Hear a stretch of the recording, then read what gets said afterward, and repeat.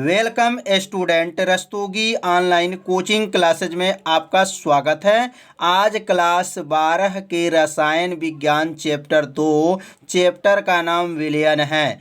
तो इस चैप्टर में आज हम लोग पढ़ेंगे झिल्ली के बारे में। तो यह प्रतिदिन जो है 7 बजे शाम को लाइव क्लास चलता है। तो इस लाइव क्लास से आप लोग जुड़िए और प्रतिदिन मेरे वीडियो को देखिए। यदि इसके पिछले वाले भाग का वीडियो आप नहीं देखे होंगे तो डिस्क्रिप्शन में लिंक है, वहां से जाकर के उस वीडियो को देख सकते हैं। तो इस भाग में आज हम लोग क्या पढ़ेंगे? झिल्ली। झिल्ली का अर्थ क्या होता है? जैसे आप लोग घर पर जब चाय बन जाता है तो एक चाय छननी होता है, जिससे क्या करते हैं, चाय को छानते हैं। तो इसमें क्या होते हैं, जो चाय के अंदर जो चाय पत्ती होते हैं वह किस में आ जाते हैं, तो चाय छन्नी में क्या होते हैं, आ जाते हैं। तो उसी छननी को ही विज्ञान में क्या कहते हैं, झिल्ली कहते हैं। क्या कहते हैं? झिल्ली कहते हैं। तो झिल्ली की परिभाषा क्या है, तो इसका उत्तर जब लिखेंगे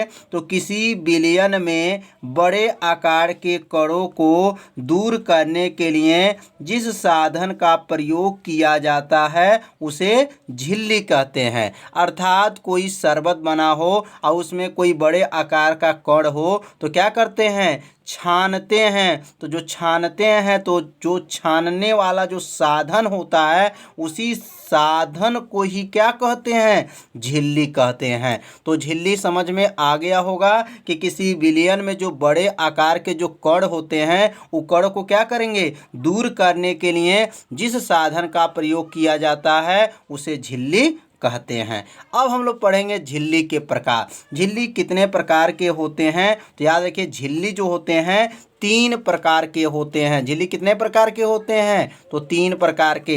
पहला का नाम है अपारगमय झिल्ली, दूसरा पारगमय झिल्ली और तीसरा है अर्धपारगमय झिल्ली। तो 3 प्रकार का झिल्ली है। पहला का नाम अपारगमय झिल्ली, पारगमय झिल्ली और अर्धपारगमय झिल्ली।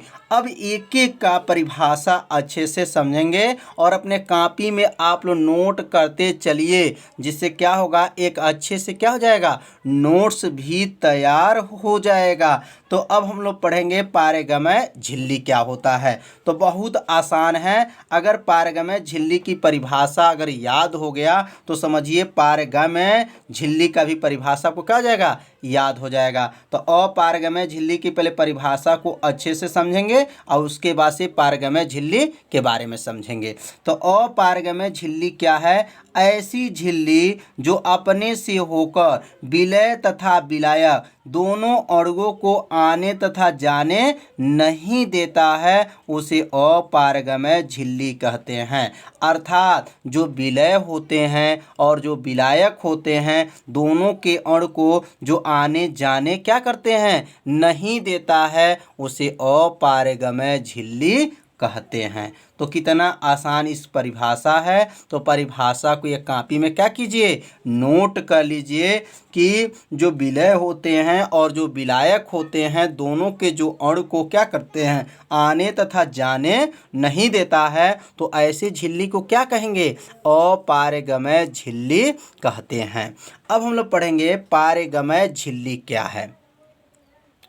तो इसका उत्तर जो अपारगमय झिल्ली और पारगमय झिल्ली का जो उत्तर होगा थोड़ा सा क्या होगा, अंतर होगा परिभाषा में। तो अब इसका उत्तर अपने कॉपी में लिखेंगे कि ऐसी झिल्ली जिससे होकर विलय और विलायक दोनों के अणु आ सकते हैं। तो इसमें क्या होंगे, विलायक और विलय दोनों के अणु क्या हो सकते हैं, आ सकते हैं। इस प्रकार के झिल्ली को क्या कहेंगे, पारगमय झिल्ली कहते हैं।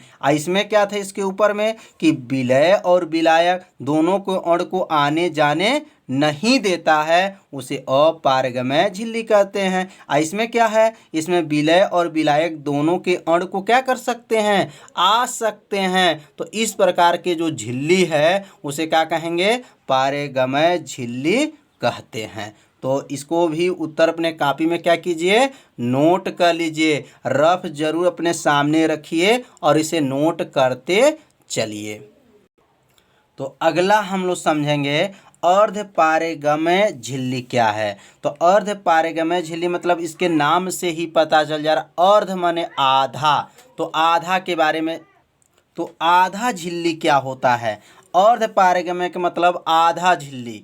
तो इसका उत्तर को ध्यान से देखेंगे तो याद हो जाएगा।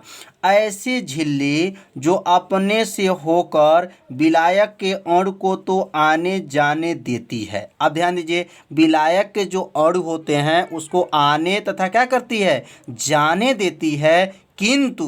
किंतु ध्यान देंगे, किंतु विलय के अणु को आने जाने नहीं देता है। ऐसी झिल्ली को क्या कहेंगे?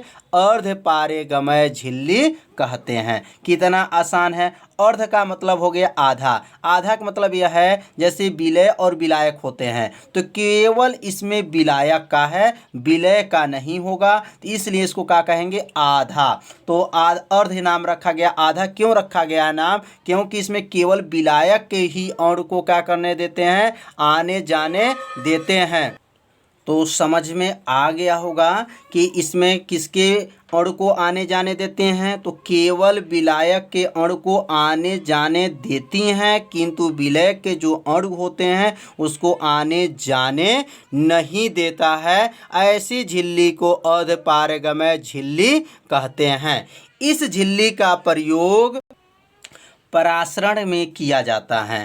तो इसका प्रयोग जो किस में करेंगे? तो परासरण में किया जाता है। तो परासरण क्या होता है? अब परासरण के बारे में समझेंगे कि परासरण क्या होता है और परासरण कितने प्रकार के होता है। तो एक एक लाइन अपने कॉपी में क्या कीजिए? लिखते चलिए, जिससे क्या होगा? आपको याद भी होता जाएगा। तो अर्धपरागम्य झिल्ली तो समझ में आ गया होगा। क्या है यह? विलायक के अणु को क्या करेंगे? आने जाने देंगे, किंतु विलय के अणु को आने जाने नहीं देंगे। ऐसे झिल्ली को क्या कहेंगे? अर्धपारगम्य झिल्ली कहते हैं। अब हम लोग पढ़ेंगे परासरण। परासरण क्या है? अब परासरण क्या है तो इसका उत्तर ध्यान से समझेंगे।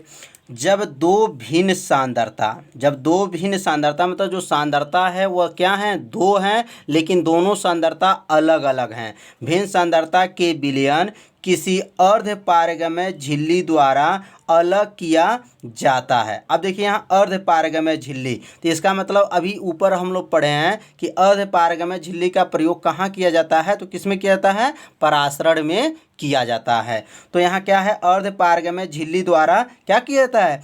अलग किया जाता है। तो कम सांद्रता से अधिक सांद्रता की ओर विलायक के अणु जाने लगते हैं। इस घटना को क्या कहते हैं? परासरण कहते हैं। तो अर्थात क्या है? जब दो सांद्रता और भी दोनों सांद्रता क्या हैं? भिन्न भिन्न हैं, और उसे अर्धपारगम्य झिल्ली द्वारा उसको क्या करेंगे? जब अलग किया जाता है तो कम सांद्रता से अधिक सांद्रता की ओर क्या होते हैं? विलायक के अणु जाने लगते हैं। इस घटना को ही कहा जाता है? परासरण कहते हैं। तो परासरण का उत्तर समझ में आ गया होगा। तो इसे अपने कॉपी में क्या कीजिए? नोट भी कर लीजिए कि क्या है परासरण, परासरण का प्रयोग कहाँ किया जाता है। तो परासरण का प्रयोग कहाँ किया जाता है? जब अधिक जो हमारे क्या है? कम सांद्रता से क्या होंगे? अधिक सांद्रता के विलायक के अणु क्या होने लगेंगे? जाने लगते हैं। तो इस क्रिया को ही क्या कहेंगे?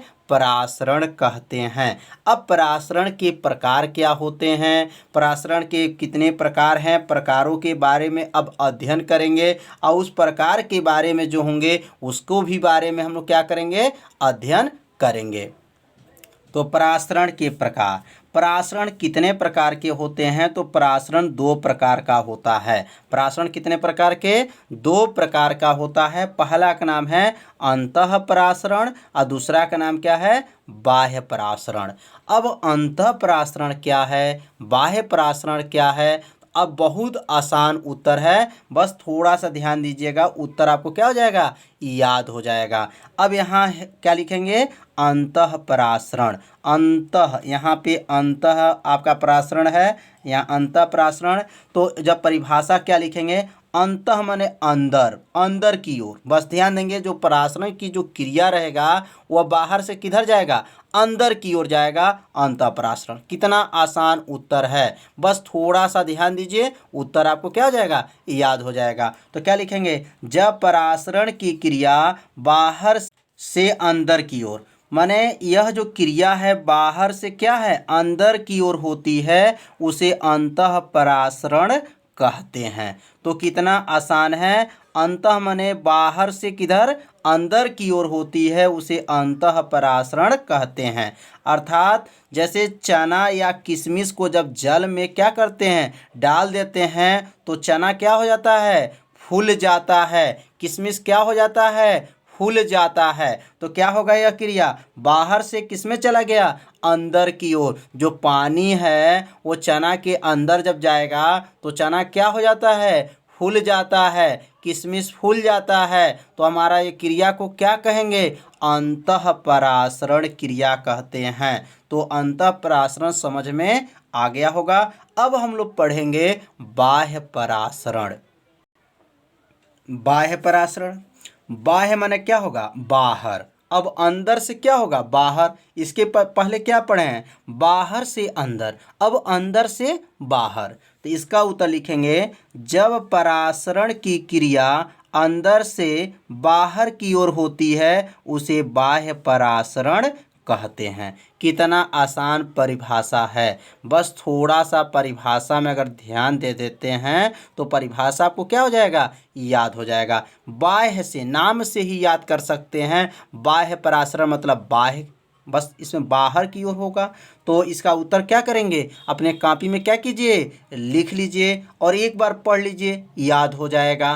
तो और इसका उदाहरण क्या है, जैसे सिरे, सिरे मतलब सीरा, जैसे चीनी का जो सीरा होता है, तो सिरे में अंगूर का पिचक जाना। जब सीरा अगर रखा गया है, अगर उसमें अंगूर को डाल दें तो अंगूर क्या हो जाएगा, पिचक जाना, पचक जाता है। तो इसका क्रिया को क्या कहेंगे, बाह्य परासरण कहते हैं। तो इसका उदाहरण अपने कॉपी में क्या कर लीजिए, लिख लीजिए कि सिरे में अगर अंगूर को डालते हैं, अंगूर को क्या हो जाता है, तो पिचक जाता है। तो समझ में आ गया होगा बाह्य परासरण। अब हम लोग पढ़ेंगे विसरण। क्या पढ़ेंगे, विसरण। विसरण का अर्थ होता है फैलाव। जैसे आप लोग सेंट जब मारते हैं तो एक जगह जब मारेंगे तो पूरी रूम क्या हो जाता है, महकने लगता है। या अगरबत्ती कोई जला देते हैं तो पूरा मकान में क्या होता है, उस रूम में महकता है। जिस रूम में जलाएंगे वो पूरा रूम महकने लगता है। या कोई सेंट को अपने ऊपर क्या करते हैं, थोड़ा सा अगर लगाते हैं तो पूरा क्या होता है, रूम महकने लगता है। उसी को ही विज्ञान में क्या कहेंगे, विसरण, फैलाव। अब विसरण क्या है, अब इसका उत्तर अपने कॉपी में लिखेंगे कि गैसों का अधिक सांद्रता से क्या, कम सांद्रता, ध्यान दीजिएगा, कम अधिक सांद्रता से कहाँ पे, कम सांद्रता की ओर होने वाला फैलाव क्या कहलाता है, विसरण कहलाता है। कितना आसान ये भी परिभाषा है, गैसों का अधिक सांद्रता से कम सांद्रता की ओर होने वाला फैलाव क्या कहलाएगा, विसरण कहलाता है। तो विसरण की उदाहरण क्या है, जैसे फूलों में सुगंध का निकलना। अगर फूल है तो फूल में से क्या होता है, सुबह टाइम अगर आपके दरवाजे पे कोई फूल लगा रहता है तो कुछ उसमें से गंध आता है, महकता है, सुगंध आता है, तो क्या कहेंगे, तो यह विसरण की क्रिया माना जाता है। तो यहाँ अपने उदाहरण लिख लेंगे, फूलों से सुगंध का क्या होता है, निकलना। तो समझ में आ गया होगा। या अगरबत्ती भी जब जलता है तो उसका सुगंध का क्या होता है, निकलना। या इत्र को छींटना, जैसे इत्र को अपने शरीर के ऊपर लगाते हैं या स्प्रे करते हैं तभी क्या होता है, उसका सुगंध का क्या होता है, निकलना। ये सब क्या कहलाता है, तो विसरण कहलाता है। अब हम लोग पढ़ेंगे, मोस्ट आईएमपी आ गया, विसरण तथा परासरण में अंतर क्या है। विसरण तथा परासरण में अंतर क्या है, यह कई साल के परीक्षा में पूछा गया है। तो इसे अपने कॉपी में लिख करके और इसे 2 बार पढ़ लीजिए, याद हो जाएगा। तो विसरण में अब यहाँ क्या करेंगे, विसरण तथा परासरण में जब अंतर लिखेंगे तो सबसे पहले 2 कॉलम बना लेंगे।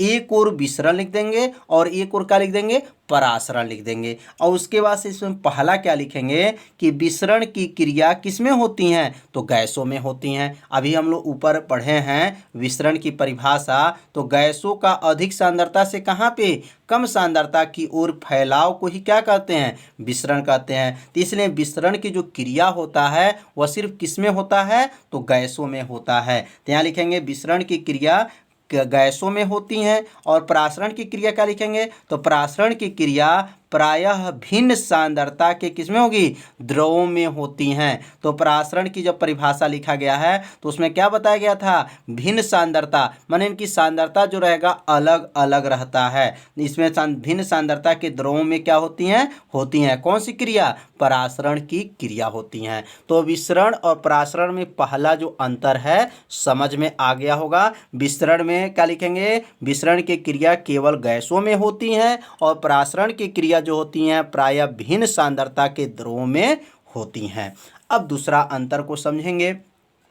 इसे अपने कॉपी में क्या कीजिए, नोट भी करते चलिए, जिससे आपको क्या होगा, एकदम आसान हो जाएगा। अब यहाँ पे जब दूसरा अब अंतर समझेंगे तो दूसरा अंतर होगा, यह क्रिया अधिक सांद्रता से कम सांद्रता की ओर होती है। यह जो क्रिया होती है विसरण का, यह क्रिया क्या होती है, अधिक सांद्रता से कम सांद्रता की ओर होती है। और यह क्या होती है, यह क्रिया कम सांद्रता, बस उल्टा है, अधिक के जगह पे क्या बोलेंगे, कम, और यहाँ कम है वहाँ क्या बोलेंगे, अधिक, बस उल्टा बोलना है। तो कहेंगे यह क्रिया कम सांद्रता से अधिक सांद्रता की ओर होती है। तो दोनों अंतर तो बहुत आसान है कि इसमें क्या बोलेंगे, यह क्रिया अधिक सांद्रता से कम सांद्रता की ओर होती है, और यह क्या बोलेंगे, यह क्रिया कम सांद्रता से अधिक सांद्रता की ओर होती है। तो दो अंतर तो पूरा समझ में आ गया। अब लास्ट अंतर समझेंगे। तो लास्ट अंतर क्या है, तो कहेंगे विसरण के लिए किसी माध्यम की आवश्यकता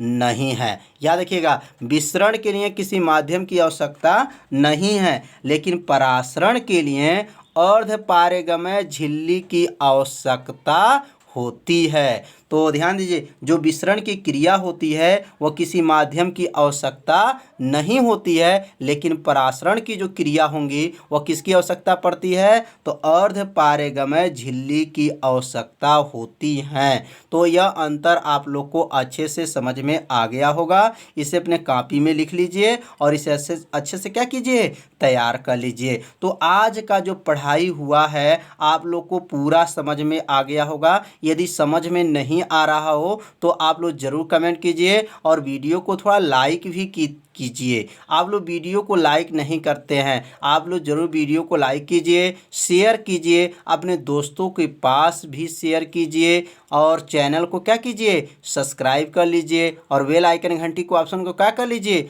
ओके कर लीजिए, जिससे कोई भी वीडियो को अपलोड किया जाए तो उसका मैसेज तुरंत आपके पास क्या हो, पहुंच जाए। तो आज का पढ़ाई तो यहीं तक रहेगा। अब कल हम शाम को 7 बजे मिलेंगे। तो 7 बजे वाला वीडियो प्रतिदिन आप लोग क्या कीजिए, देखते रहिए, नोट करते रहिए। यदि कोई भी दिक्कत होता है तो क्या कीजिए, कमेंट जरूर कीजिए। तो कल शाम को 7 बजे मिलेंगे। शाम को याद रखिए, वीडियो देखना मत भूलिए। तो कल तक के लिए नमस्कार।